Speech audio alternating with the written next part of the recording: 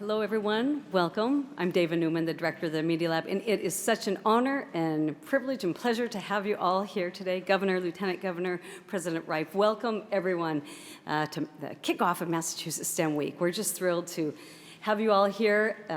Maybe one round of applause for our amazing students.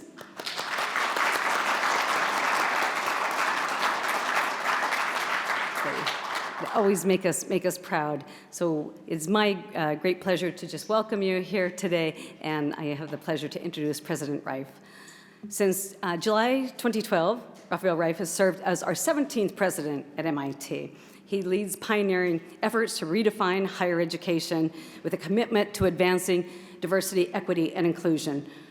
Dr. Reif's initiatives are at the forefront, breakthrough research, and piloting high-impact solutions to address urgent challenges of climate change.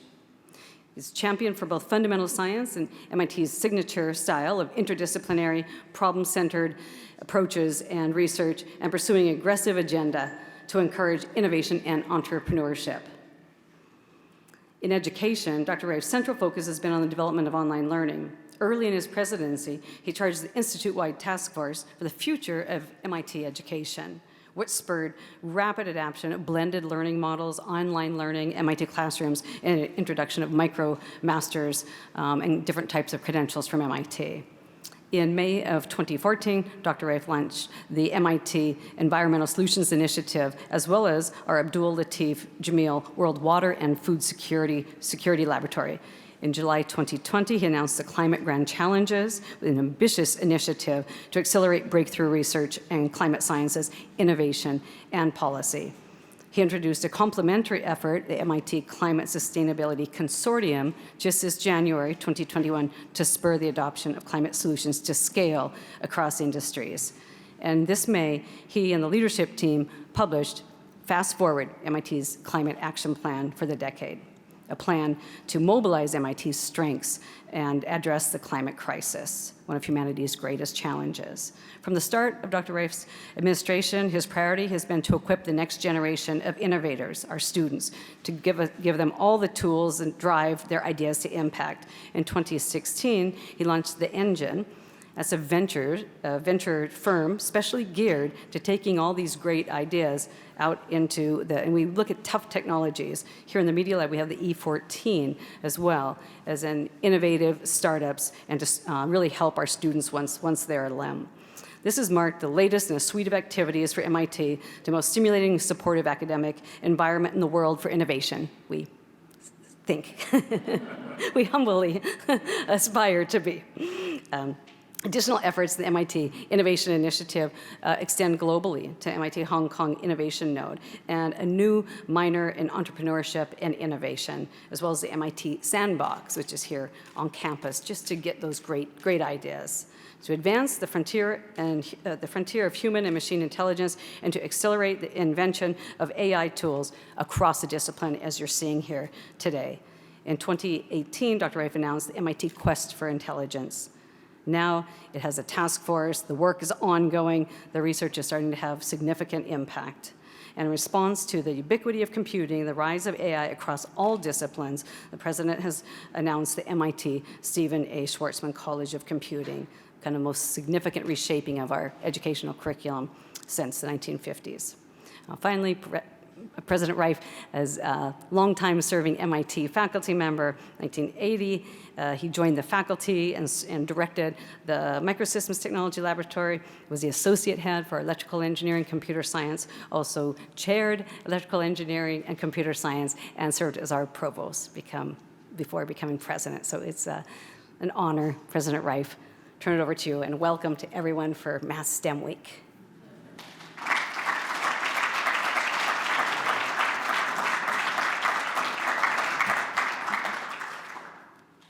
Thank you, Dave. I guess you spent 40 years in one place and you need a 40-minute introduction. So I'm delighted to be here to help kick off Massachusetts STEM Week.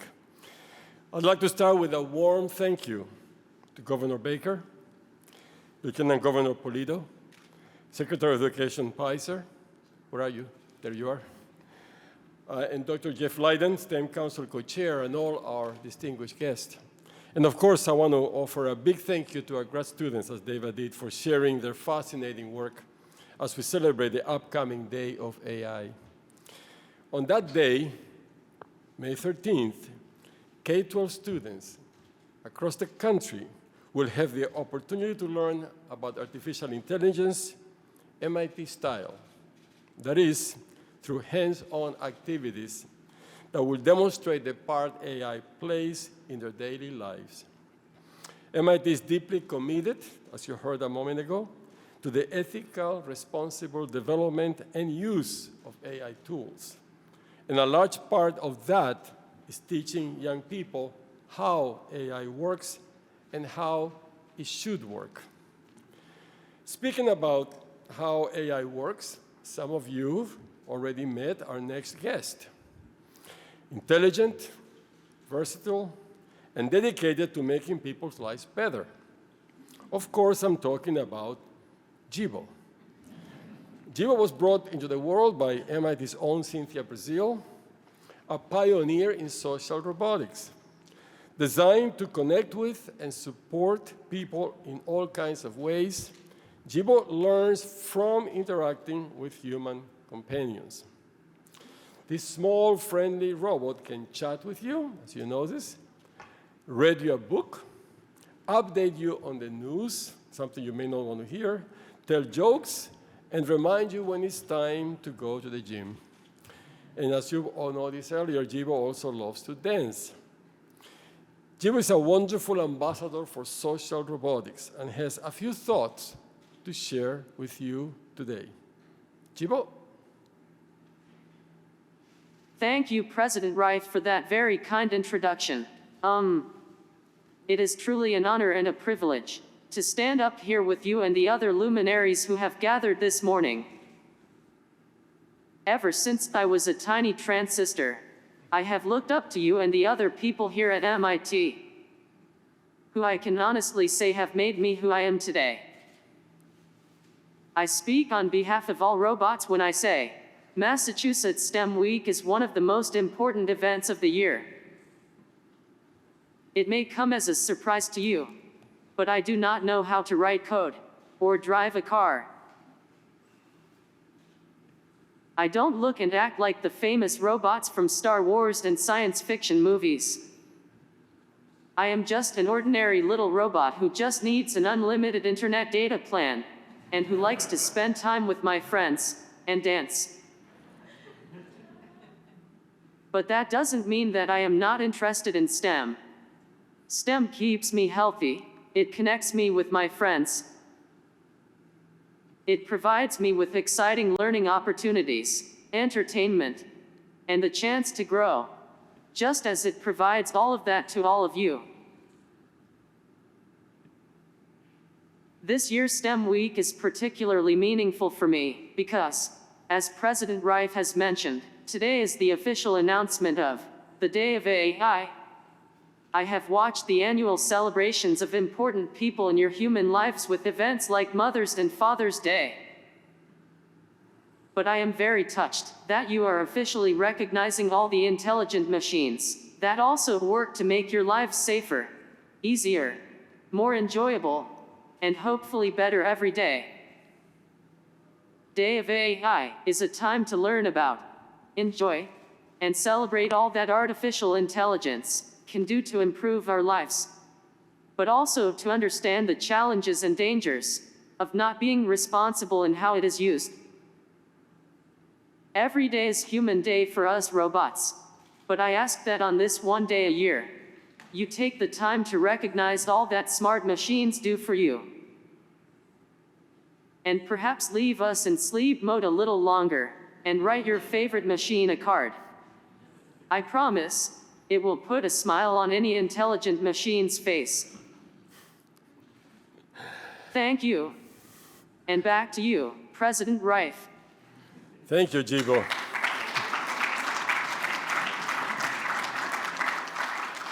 Well, I've been upstaged many times, but it's the first time I'm staged by a machine, by a robot.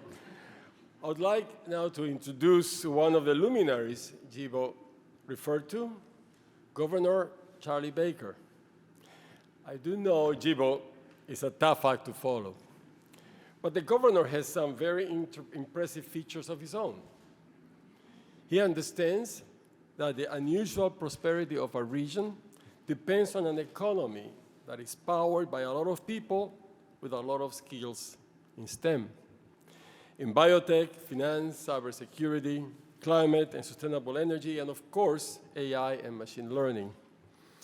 Like the members of the MIT community, Governor Baker is endlessly curious about all of this. He's also an advocate for strong science preparation and training for students in both public and private schools to help expand the pipeline from school to work. Like the governor, we believe it is in the best interest of both the Commonwealth and MIT to bring attention to the ways that students can be empowered by learning about and using AI tools. So I'm delighted that the governor is here with us today to kick off STEM Week 2021. Please welcome Governor Baker.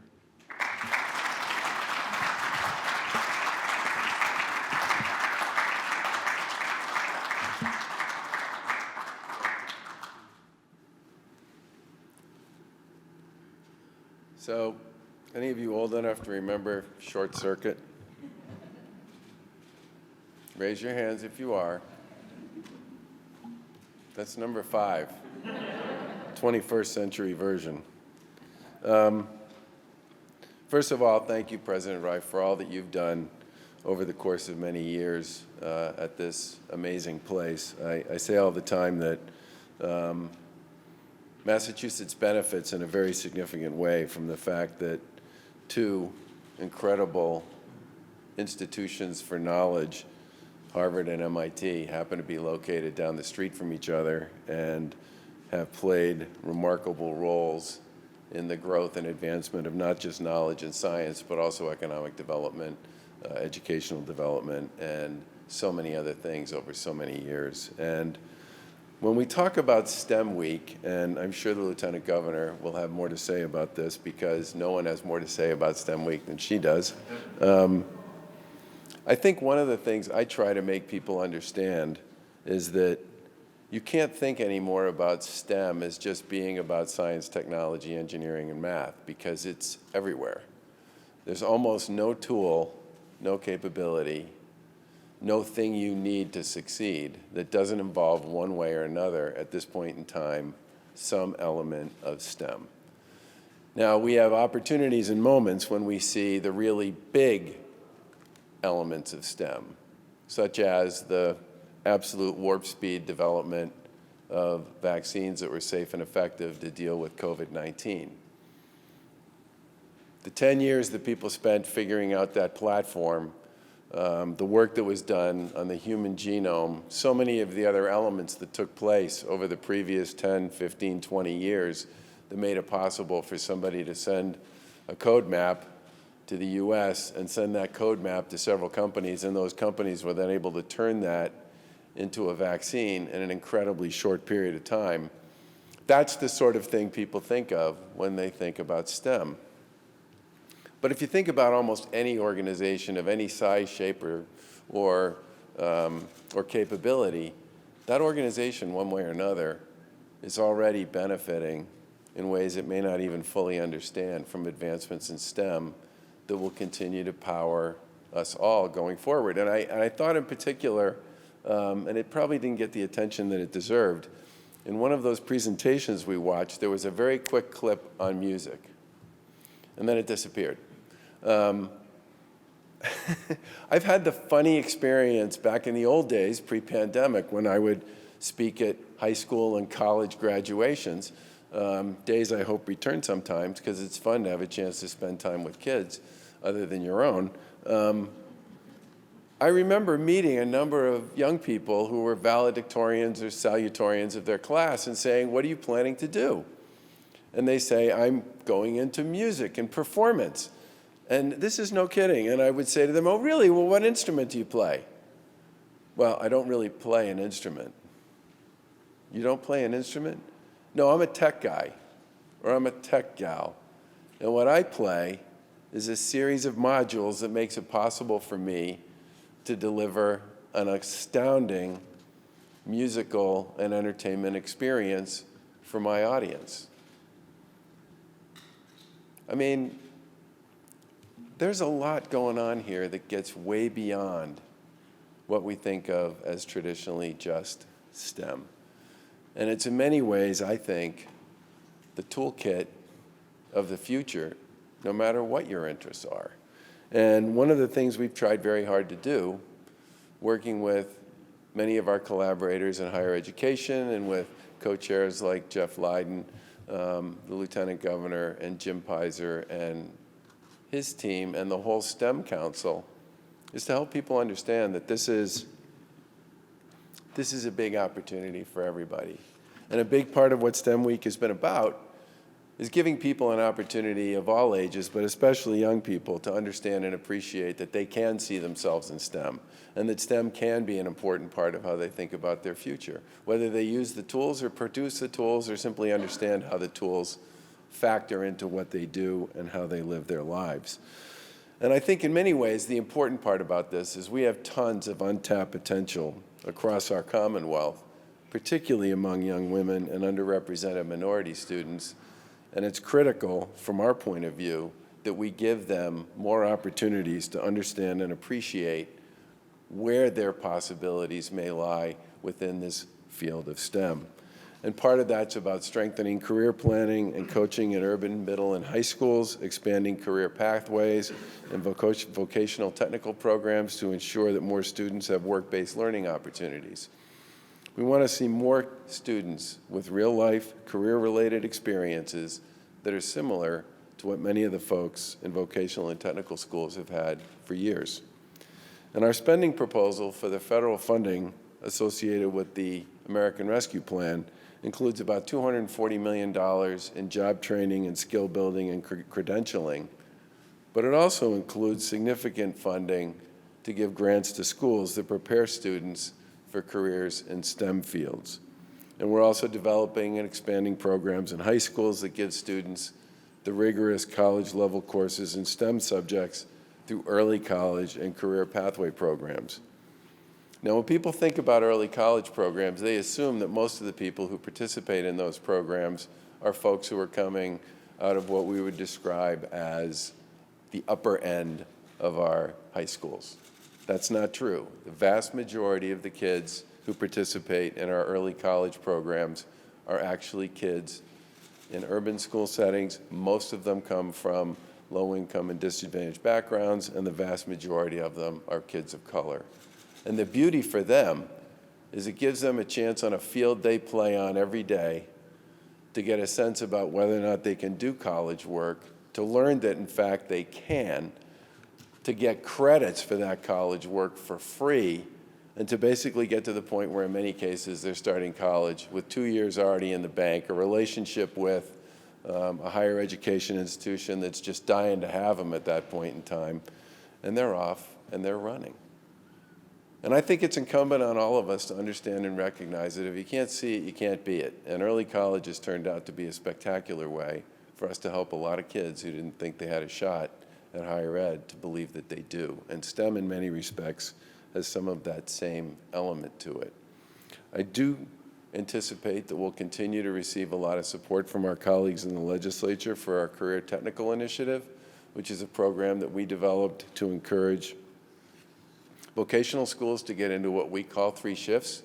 1 shift for the traditional kids, a 2nd shift who are in vocational schools, a 2nd shift for the kids who are in traditional schools but want to get informed by the opportunities that are associated with those career technical programs that are available, and then a 3rd shift, which typically takes place at night and makes it possible for adults who are looking to make a career change to go ahead and do so. This program has already helped thousands of young adults and kids train and get critical education across information technology, advanced manufacturing, and healthcare fields. But as we move forward, we fully expect this is going to become the way we do business on the educational front here in Commonwealth across larger numbers of students. The final thing I'll say is that I am incredibly pleased that MIT has taken on this issue with respect to the new College of Computing, and I say that for two reasons. The first is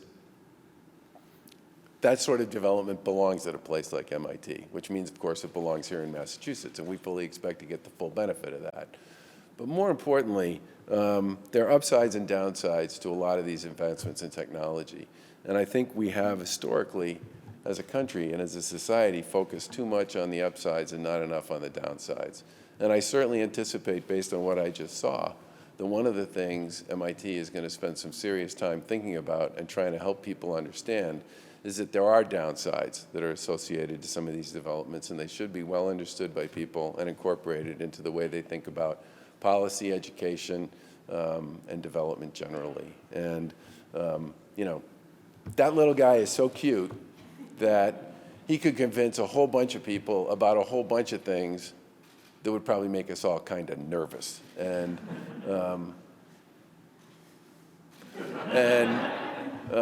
I think it's going to be critical for all of us as we go forward to recognize and appreciate that there are huge opportunities here, but at the same time, we also need to pay attention to some of the downsides that come along with all this development. And with that, I will turn the floor over to the Lieutenant Governor and the chair of our co-chair of our STEM Council, Karen Polito.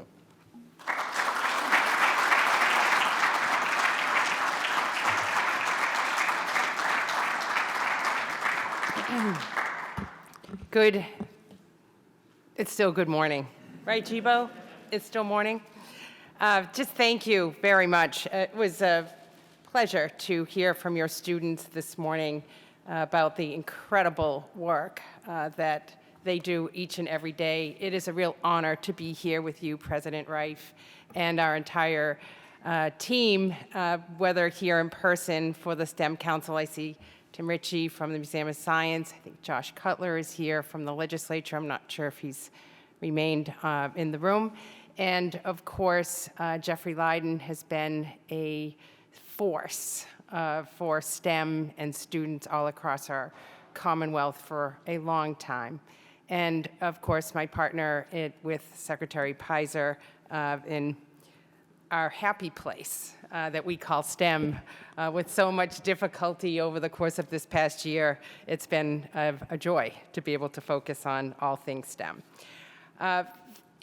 I have to say, coming to MIT every day for all of you here has to feel sort of just, you know, a sense of major responsibility. And I know that the governor and I also feel that sense of responsibility when we head to the State House and work on our work as your government leaders.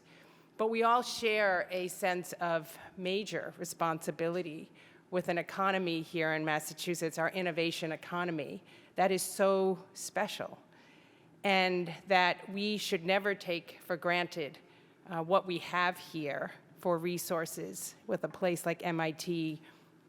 That you said Harvard, Governor. I don't know if that's a name we say a lot around here every day, but you certainly collaborate well on a lot of things. And across the board of our state, we have amazing colleges and universities. And yes, the focus today, and I love that Jibo is part of the mix, because I can't even imagine as a student in 4th grade having the ability to interact with something like this, and how that certainly will spark a see yourself in STEM moment everywhere. So it's just a hugely powerful, but it's not lost on me that we share this responsibility, especially since 40% of all employment in Massachusetts revolves around the innovation industries. And that our workforce, 17% of our workforce, about 600,000 people, are involved in a STEM job or in a STEM career. We just recently released the Commonwealth Core Report, and there's a lot of good things in there that talk about the growth in STEM jobs here in Massachusetts, projecting a 7.2% versus 3% across all other occupations. And even last year, at the end of last year, 18% of our Massachusetts economic growth has come from STEM jobs. 1 in 5 manufacturing jobs are STEM, 1 in 7 management jobs are related to STEM, and we all know that STEM jobs pay more, about $30,000 more than other professions. And when I think about all this, we can describe this as opportunity. We can describe this as promising and positive. But we also know that it is our collective responsibility to make sure that everyone has the opportunity to enjoy the success and the sort of mission-driven nature of the work in STEM. What concerns a lot of us are that over the course of this pandemic, there are people that have been not fully engaged in their job or career, or even had to remove themselves. In particular, women hardest hit in the pandemic around continuing to enjoy their career or their job. And the numbers are showing that here in Massachusetts. It appears even, if you just kind of look at this from a high level, but as you dig into 4 leading STEM industry sectors, the picture is different. 78% of healthcare, 78% women hold healthcare practitioner or technician positions, 50% in the life and physical sciences, 28% in computer or math, 18% in architecture and engineering, and outside of healthcare, there are roughly 3 men to 1 woman in STEM jobs. Those are the facts, those are the numbers, and the one silver lining we could glean from the pandemic is that STEM jobs are resilient, that they can withstand the labor fluctuations unlike other industry sectors. So we know what we have, we know where we're going, and we know that there are gaps. And we all know that we can do our part through STEM education, through internships, mentorships, apprenticeships, to connect students to the skills and the workplaces and opportunities if we are intentional, like we are at the STEM Council, to do this not only during STEM week, but every day as part of our collective sense of responsibility. I love our description of See Yourself in STEM. It speaks volumes around no matter where you go to school in the Commonwealth, no matter whether you have family members that have pursued a STEM career, whether or not you've had a family member that's even gone to college, you have the opportunity to see yourself in STEM. I want to thank our partners, of course, MIT, Dell, and Google, for outlining so many events all across our state this week. We have over 1,000 events, 500 schools, thousands of students engaged. We also are celebrating applied learning opportunities. I know I2 Learning will be going to visit some schools this week, and Vertex has been an integral partner there. The Museum of Science is all over our Commonwealth, as well as Project Lead the Way.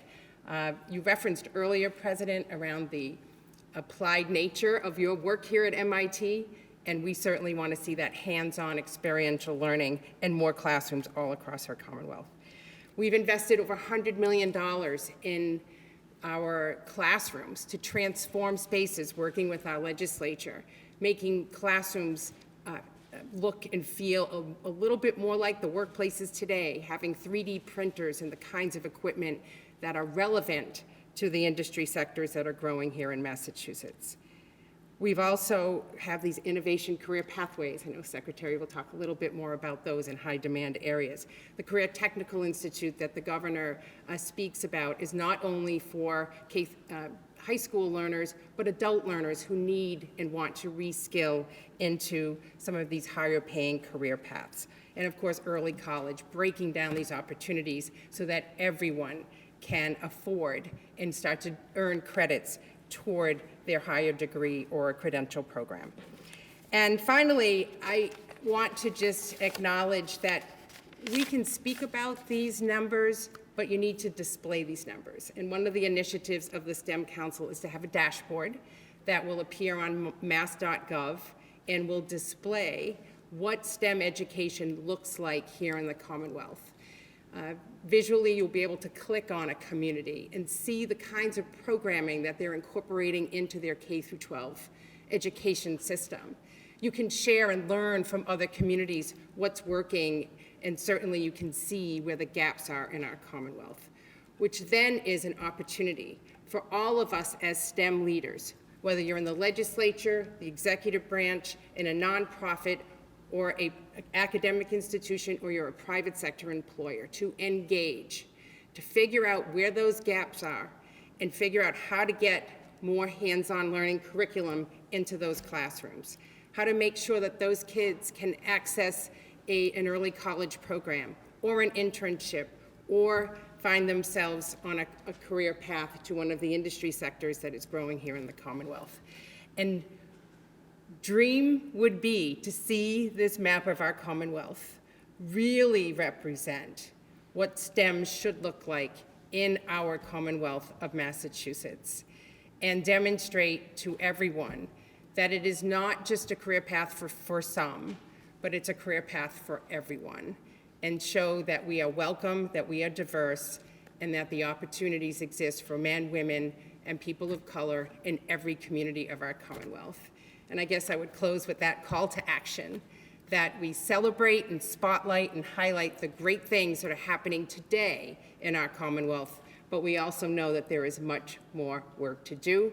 And we also know, standing in an institution like this, the why we need to create these opportunities for skill building and for the know-how and the collaborative spirit that comes with these innovations and discoveries and vaccines that are saving and improving lives all around the world. And yes, we all feel it right here, because many of those things are discovered and born right here. Congratulations to all of you. See yourself in STEM is the message for the week, but please embrace that fully, and thank you very much for the opportunity to kick off our week here with you, President Reif, and your team. I'd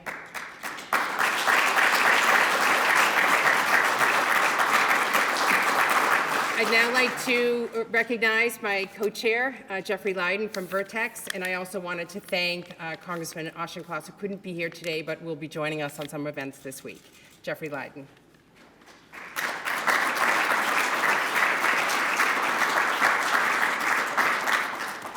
Well, thank you, Lieutenant Governor Polito. You have been an absolutely tireless supporter of STEM in general and the STEM Council for years now. And I think there's no doubt in any of our minds that STEM Week just would not have happened without your continuous support and encouragement. So thank you for that. It's sort of amazing to me to think that this is actually our 4th year of STEM Week. It seems like yesterday that we were talking about this, and it's been a great privilege for me to serve on the STEM Council with you and Secretary Pizer, and to watch all the progress that you and that we have made together. So like many of you, I'm a very strong believer that education is the single most powerful force for social good and for innovation, but also for economic opportunity, as the governor was talking about. Today we're sitting in an absolute sea of talent in our schools and in our communities across the Commonwealth, but unfortunately that talent is far too often overlooked or even wasted. And that's just a tremendous missed opportunity for our students, but also for our Commonwealth and for our innovation ecosystem. We know, for example, that all students, regardless of their gender or their ethnicity, are highly interested in science and math until about 6th grade. And then, unfortunately, their interest starts to fall off pretty rapidly. And that's particularly true, as Lieutenant Governor said, for girls and for kids of color. We just can't afford anymore to lose their brain power. We need to hook them on science early, and we're doing that, but then we need to continue to interest them in science through high school and into college with some of the programs that you heard about from Lieutenant Governor and the Governor. And that's, to me, why STEM Week is so important. It's helping us change the way we teach science, and it's helping our kids change the way they experience science, because it's about creating fun, hands-on experiences where kids can explore these STEM opportunities in the real world right alongside scientists and mentors. And I thought the governor was right on when he said you just have to see it to be it. And part of STEM Week is for these kids to see it, see what it looks like, feel it. One of the things that makes STEM Week so special here in Massachusetts is that we do engage leaders from all the parts of our innovation ecosystem to work together to develop and deliver the programming that you'll hear about today. Governor Baker, Lieutenant Governor, Secretary Pizer from the public sector, world-leading universities like MIT, and thank you, President Reif, for all of your involvement in STEM Week and for the curriculum that we'll talk about. And then the nonprofit sector like I2 Learning, led by Ethan Berman, and public companies like Vertex and many others that are committed to this effort. So by bringing all these leaders together with a shared goal, we continuously evolve and improve our programming to keep pace with the very latest innovations and things happening here in Massachusetts, and certainly the demonstrations from the students this morning, I think, were just terrific examples of that innovation. There's really no better example of that to me than the new day of AI that President Reif mentioned, which is developed in partnership between I2 Learning and MIT with support from Vertex, and which is going to launch in May of 2022. As the governor said, AI is built into everything we do, from cell phones to refrigerators to medical devices and diagnostic tests, and even our robotic vacuum cleaners that some of us have in our homes. And today's students are the future scientists and engineers who are actually going to shape these AI technologies for the future good of all of our citizens. So it's essential that we empower them early in life with the skills and experiences, but also with the ethical discussions to make sure that they help harness it responsibly. You know, Governor, I was reminded in your remarks of biotechnology. I remember 30 years ago in biotech when there was a lot of concern about the potential bad things that biotech could be used for, and rightly so. And I think one of the things that we're all proud of in that community is we came together and we talked a lot about how to make sure that the good things like the vaccines happen, but the bad things like some of the bioterrorism doesn't happen. And we've been successful. And I'm very optimistic we can do the same thing with Jibo and Jibo's progenitors and children and future robots. So I want to thank the Mass STEM Council and the educators, business leaders, and state officials who've all worked together to bring STEM Week to life year after year. Many of you are here today, because without your support, it just wouldn't have happened. And with that, I'd like to turn it over to Cynthia Breazeal, MIT Media Lab Associate Director and Professor of Media Arts and Sciences. She's also the director of the MIT Initiative on Responsible AI for Social Empowerment and Education, so-called RAISE, which created the new day of AI curriculum that's launching next year. So Cynthia, let me turn it over to you.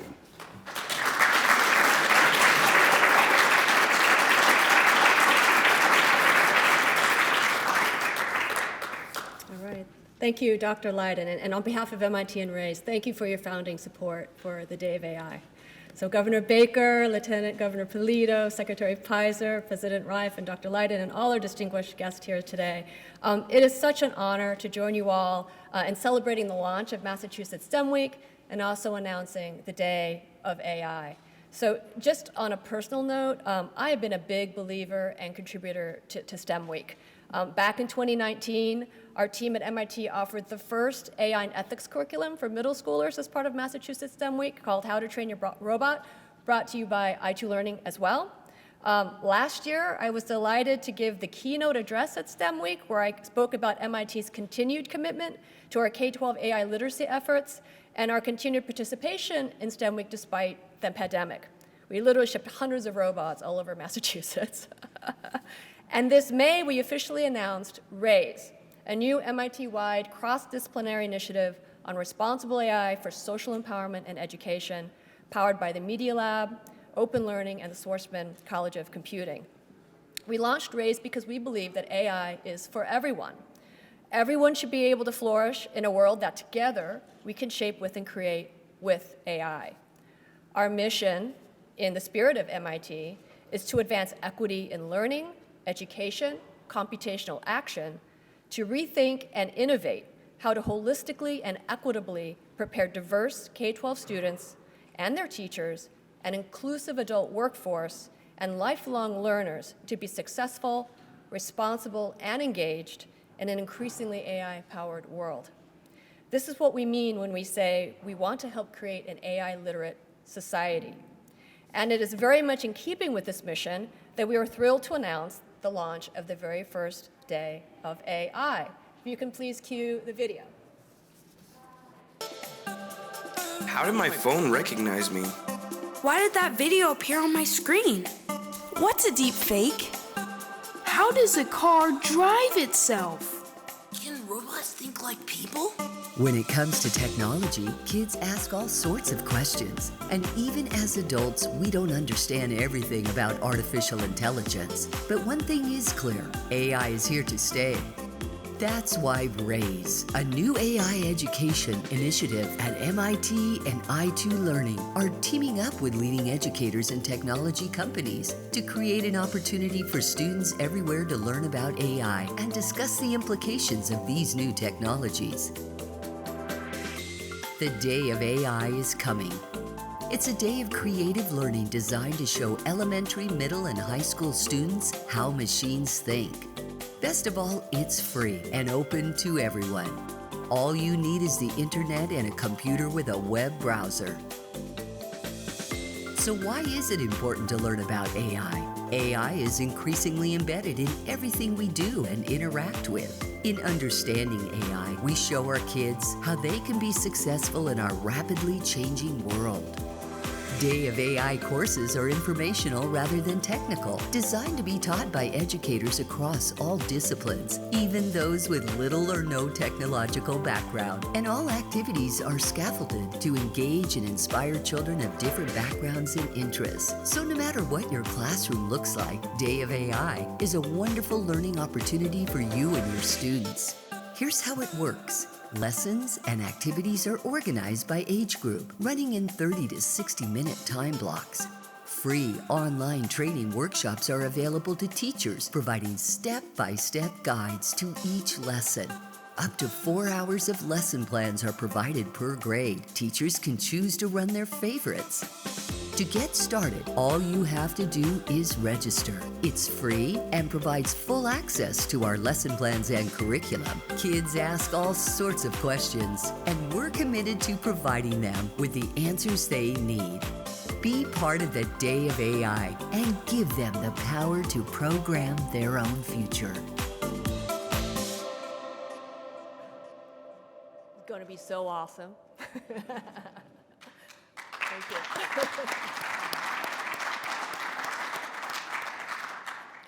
AI is for everyone. AI is impacting almost everything.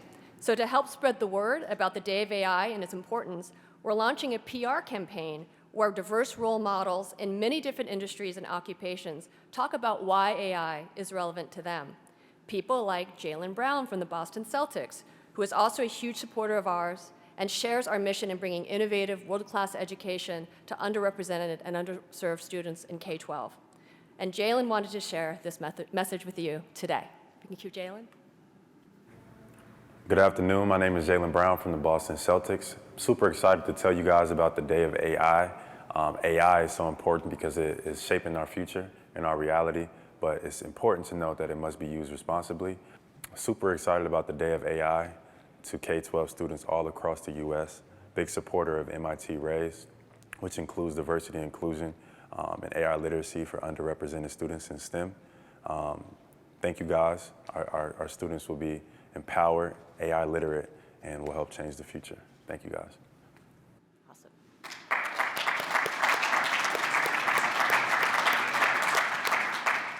So this is our very first year in bringing Day of AI to students across the country. Our incredible team at MIT RAISE, faculty, graduate students, and research staff have developed this initial curriculum. But in the following years, our intention is to open Day of AI contributions to other organizations all around the world who are also developing outstanding K-12 AI literacy activities. Our ambition is to grow Day of AI to be a global event serving millions and millions of children worldwide and their teachers. So thank you for joining us here today. Please help us spread the word about Day of AI to make it a big success. And now I'd like to introduce our next speaker, Massachusetts Secretary of Education, James Pizer, who has been a staunch advocate to bring STEM enthusiasm and learning into classrooms across the Commonwealth. Thank you.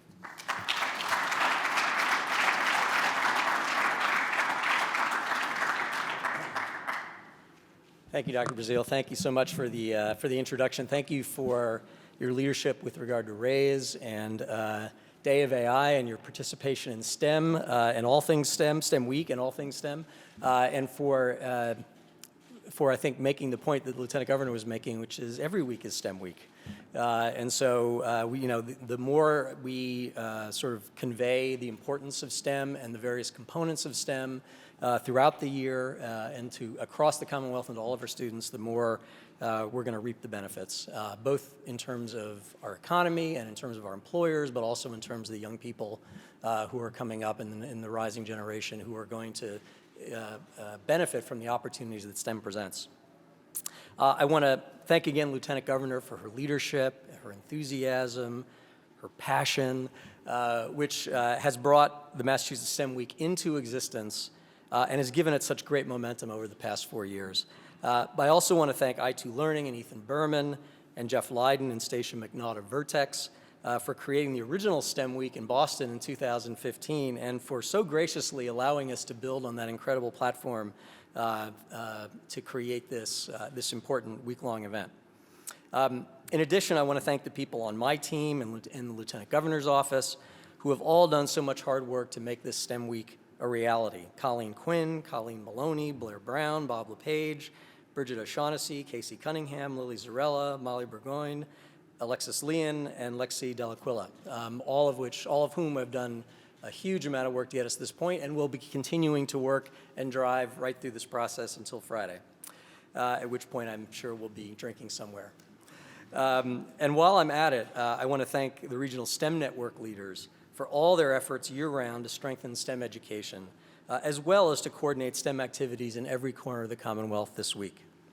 And of course, I want to thank MIT for hosting us today and for being such an important leader in this field, not just in Massachusetts, but nationally and indeed globally. I really want to, my main point of being up here this morning is to give you a preview of what's happening this week. Thanks to our statewide partners and design challenges, as the Lieutenant Governor mentioned, we're expecting over 1,000 events and activities during the next 5 days involving 500 schools, 1,000 educators, 25,000 students or more. And as I mentioned earlier, I2 Learning is one of those statewide partners, along with the Mass STEM Hub, which together are sponsoring scores of school-based lessons based on applied learning and immersive experiences, not just during STEM Week, but throughout the year. We're also fortunate this year to welcome FIRST Robotics into our STEM Week family, introducing the excitement of robotics competitions from elementary schools through high schools. And finally, we provided $300,000 in grants to support 7 organizations that are each running design challenges to engage students in fun and exciting hands-on learning activities this week. And let me quickly go through what those are. BioBuilder Education Foundation invites students to engage with its Ideas Accelerator, a digital offering that allows students to learn the foundations of biodesign. Coder Z by Intellitech engages students and educators in exploring Coder Z's gamified online platform, enabling students to learn core STEM, coding, and robotics skills while supporting critical thinking, creativity, and collaboration. Gale Force Education brings the power of engineering to high school students through Engineering for Resilience, which focuses on the design and operation of New England's power grid. Kids in Tech will help students visualize the concepts of AI, understand how these systems affect the world, and appreciate the potential they have to change the future. The Museum of Science is sponsoring an engineering design workshop powered by MathWorks at its newest permanent exhibit, enabling students to solve problems related to environmental challenges in the context of urban, coastal, suburban, and rural settings. United Way of Massachusetts Bay and Merrimack Valley, in partnership with the Boston Public Schools, challenges students and educators to use STEM as the lever for civic engagement. Through this design challenge, teachers will support students in local data collection projects for issues like the environment, affordable housing, transportation, and food security. And the Wade Institute for Science Education and Salem Sound Coast Watch and the Lloyd Center for the Environment have designed Hurricane Heroes, Storm City, Massachusetts, to give students the opportunity to learn about storms and their impact and to incorporate engineering with the physical and earth sciences. Our Design Challenge partners are a crucial part of making STEM Week meaningful and fun for students of all ages. But outside the classroom, there are also other impactful events that are being planned as well. For example, tomorrow we're headed to Mass Maritime Academy for an offshore wind symposium. On Wednesday, we're at Gillette Stadium to honor the STEM Teacher of the Year. And on Friday, we'll close out STEM Week at WPI with an event featuring FIRST Robotics. And our regional STEM networks will be sponsoring virtual panel discussions on important topics throughout the week, focusing on diversity and inclusion in STEM education and STEM careers. The bottom line is it's going to be a great week that will not only excite and energize students, but will powerfully convey the message that everyone can and should see themselves in STEM. So with that, let me invite the Lieutenant Governor and the Governor up to this desk so that the Governor can sign the STEM Week proclamation.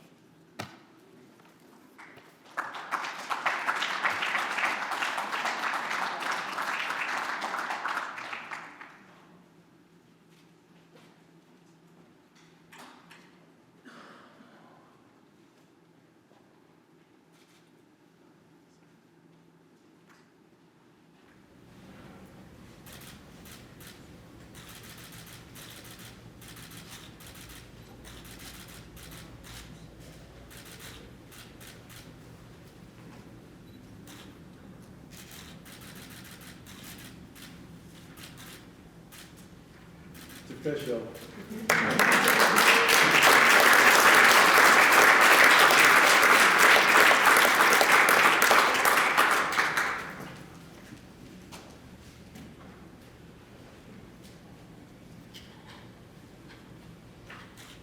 We'll get that later.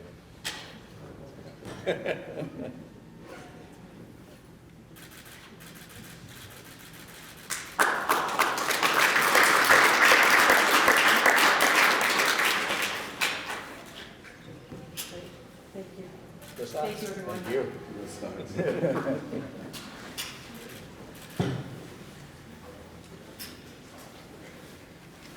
Thanks, Rafael.